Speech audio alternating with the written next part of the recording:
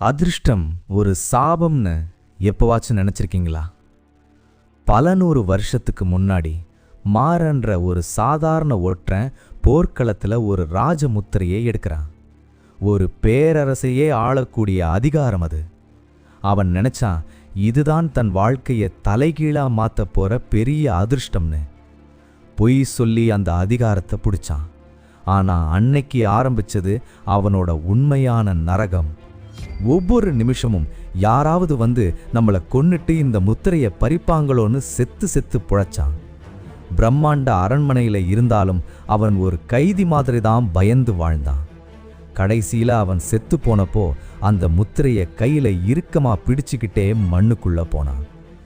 ஒரு நாள் கூட அவன் நிம்மதியா தூங்குனதில்லை. தகுதி இல்லாம உன்னை தேடி வர்ற அதிர்ஷ்டம் உன் நிம்மதியை தான் முதல்ல காவு வாங்கும். இந்த மாதிரி மறைக்கப்பட்ட வரலாறுகளை தெரிஞ்சுக்க சிவதண்டவம் சேனலோட இருங்க.